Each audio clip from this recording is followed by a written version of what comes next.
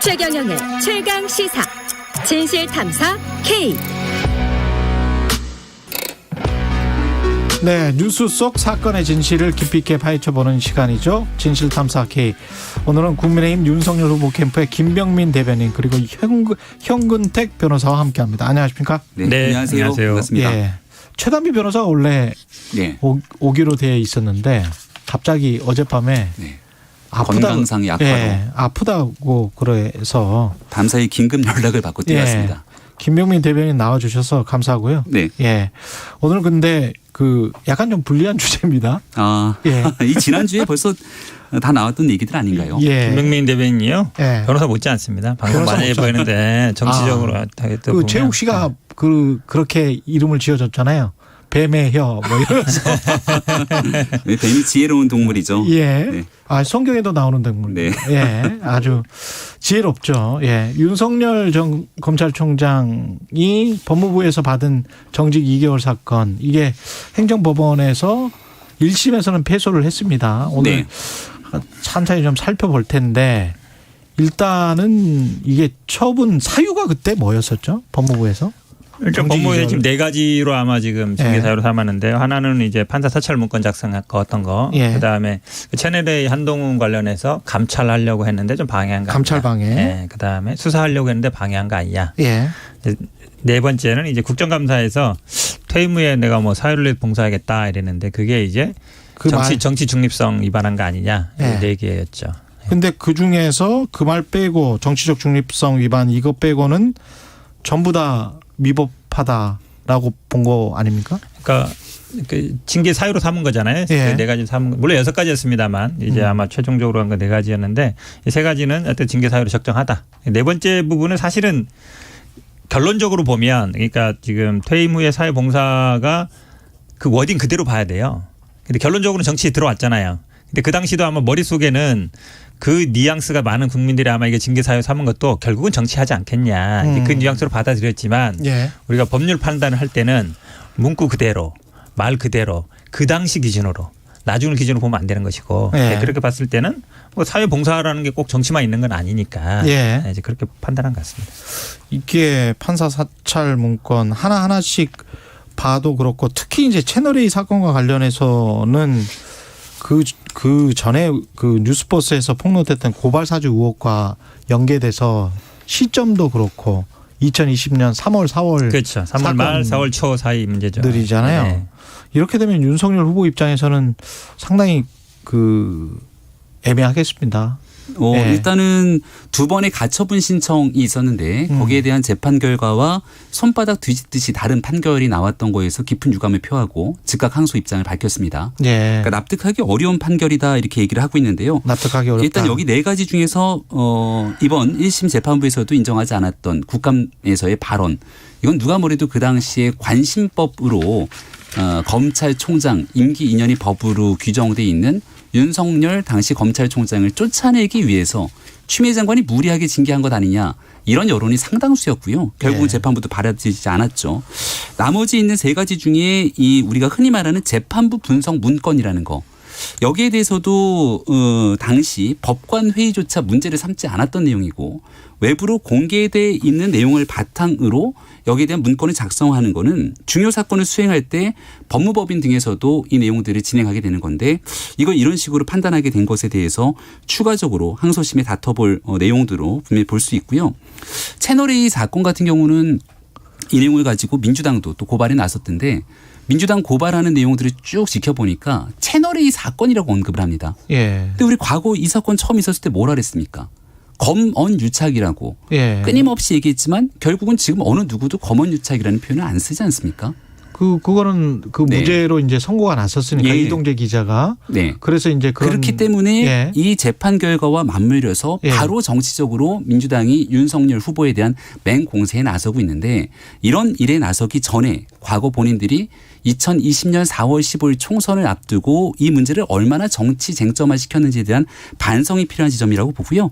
마찬가지로 이 가처분 신청에서 받아들였던 내용들과 상당히 다른 판결이 나와서 여기에 대해서는 항소심에서 충분하게 관련된 진실들을 밝힐 거라고 봅니다. 진짜 말 잘해요. 김병민 의원님 말은 잘하는데 자 의원님 대변인이 이게 아마 모르는 분들이 보면 혹해 보여요. 가처분 받아줬는데 어떻게 잘해. 본안에서 기각됐지? 근데요 통계적으로 보면 저도 변호사 하잖아요. 15년 이상 했는데 본안에서 그러니까 국민들이 이길 확률, 그러니까 국가 말고 행정소송이 이길 확률이 10%가 안 돼요.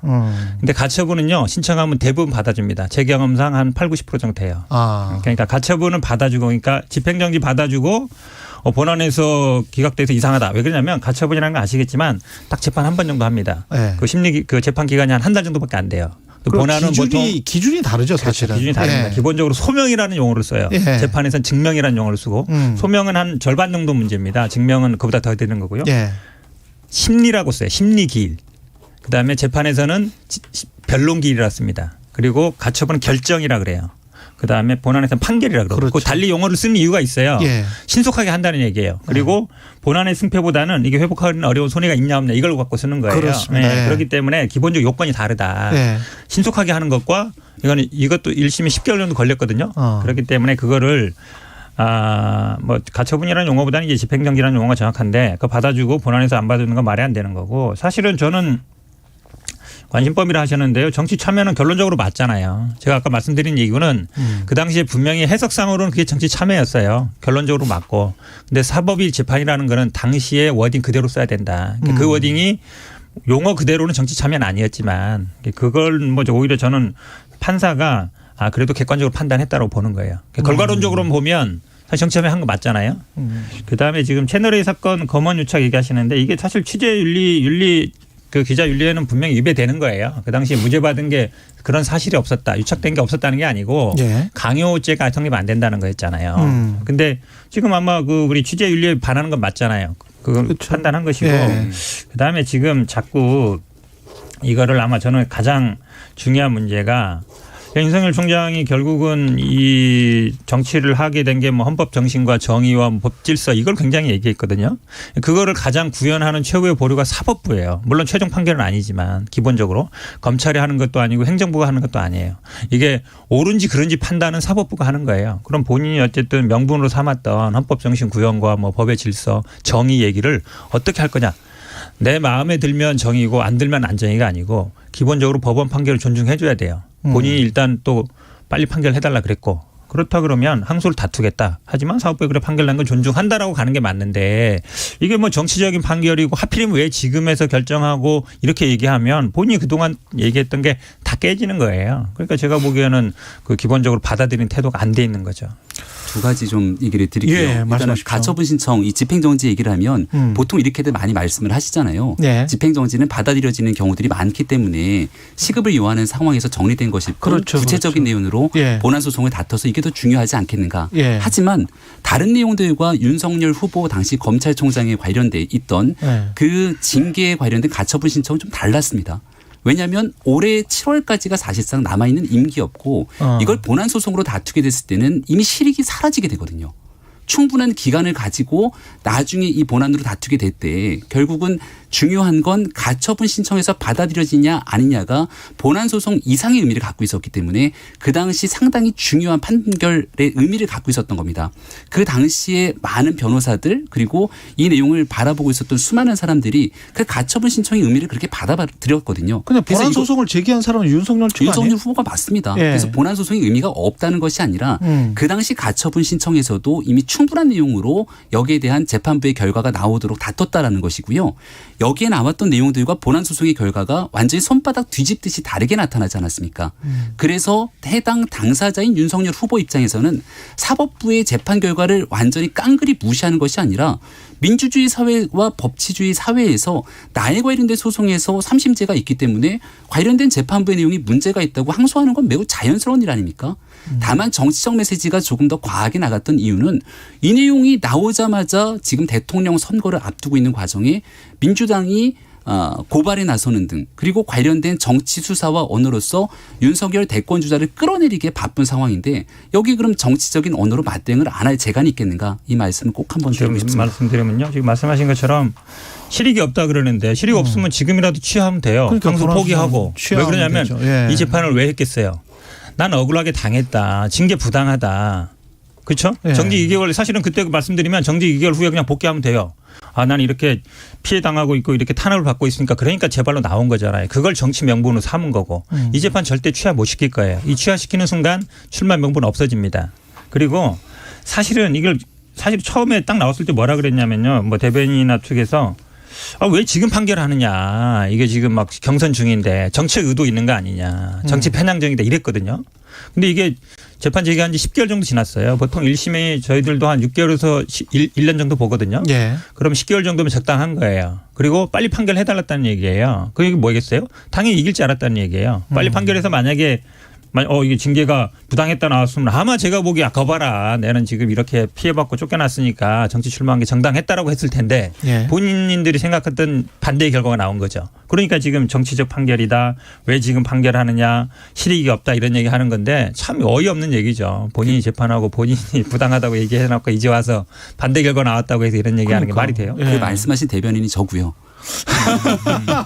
네, 일단 그 관련된 내용들에 대해서 사법부에 관한 국민적 불신들이 굉장히 커져가고 있죠. 여기에 대한 우려가 더 커지지 않았으면 좋겠다는 언급을 한 바가 있습니다. 예. 왜냐하면 권순일 전 대법관과 관련된 화천대유 고문에 관련된 문제 그리고 심지어 재판거래 의혹까지 받고 있는 마당이기 때문에 이런 재판부의 판결 하나하나에 대해서 국민의 사법부에 대한 신뢰 문제가 걸려 있을 수 있다라고 하는 점을 지적했고요.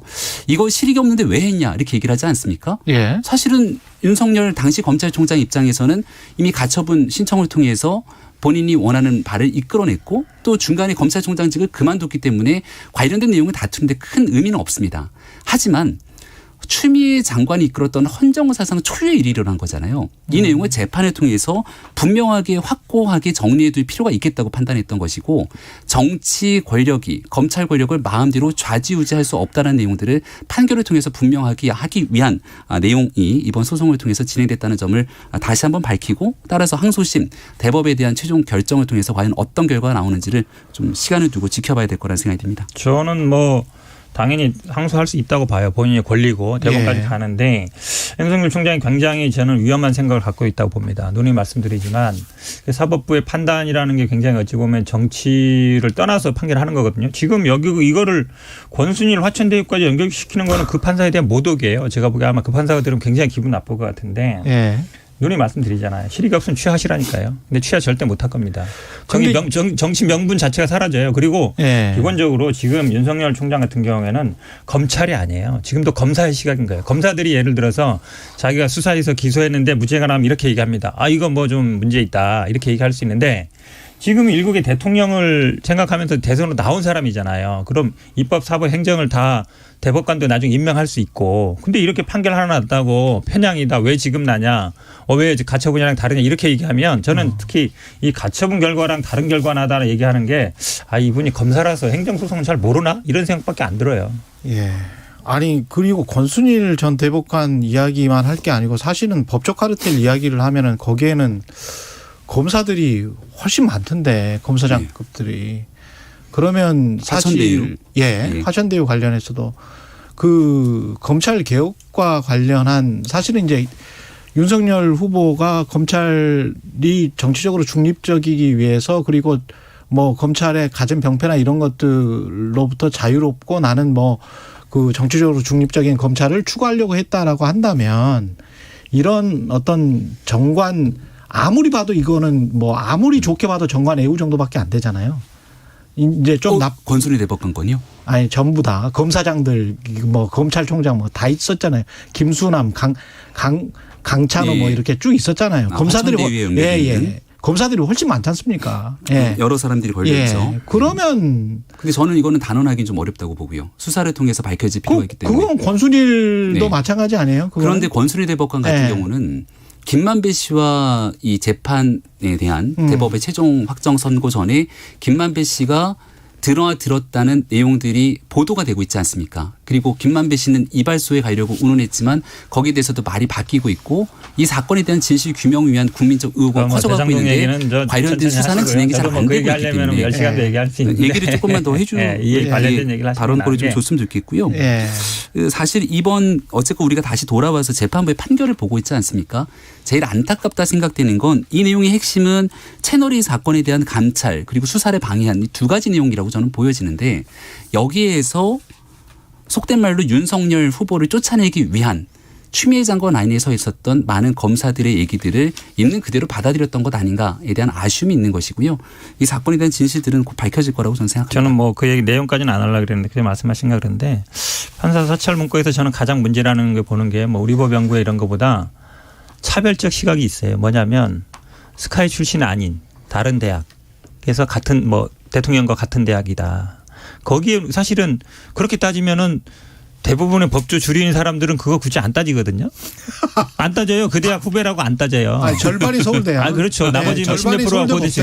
그렇죠. 네. 그건 굳이 안 따집니다. 그러니까 다른 데만 따진다는 게 약간 저는 차별적 시각이 있다고 보고 그다음에 지금 인권 그러니까 예를 들어서 감찰의 독립성을 법으로 인정하고 있거든요. 그걸 인권위로 배당하는 거나 아니면 뭐 간부회의에 넘었는데 나중에 수사심의 하는 걸 한마디로 얘기하면 검찰총장이 내 맘대로 못하는 거는 다 문제가 있다고 얘기하는 거예요. 장관이 지적하는 거는. 그러니까 내 뜻대로 한다. 그거에서 방해했다는 게 저는 이게 왜 중요하냐면 윤석열 총장은 꼭 생각하세요. 지금은 대선 후보예요. 이분이 앞으로 만약에 대선 후보가 되고 정치를 했을 때 어떻게 할 건가. 그걸 보여주는 거예요. 예를 들어서 대통령이 이렇게 지시를 했어. 마음에 안 들어 장관. 이 장관이 마음에 안 들어. 너 빼. 딴 사람하고. 그렇게 되면 그게 실제로 물론 정치 행위는 가능하지만 법에 의해서는 안 되는 거거든요. 그러니까 당연히 그렇게 되면 직권남용이 되는 거죠. 그다음에 판사 사찰 문건 같은 경우에도 개인정보 사실은 다 알려진 정보라고 하는데 안 알려진 정보들도 있어요. 특정 뭐 대학뿐만 아니라 거기서 술 마시고 늦게 왔다든지 뭘 잘한다든지 누가 뭐 친인척 관계라든지 그런 건 우리가 모르는 경우도 있잖아요. 그래서 저는 뭐 개인정보나 이 직권남용 문제도 문제될 수 있다라고 보고 있습니다. 한마디만 마지막 정리하면 재판부 분석 문건은 뭐 의견들이 다 다르니까 앞서 얘기 드렸던 것처럼 문제가 되지 않는다는 법적인 의견도 상당하고요.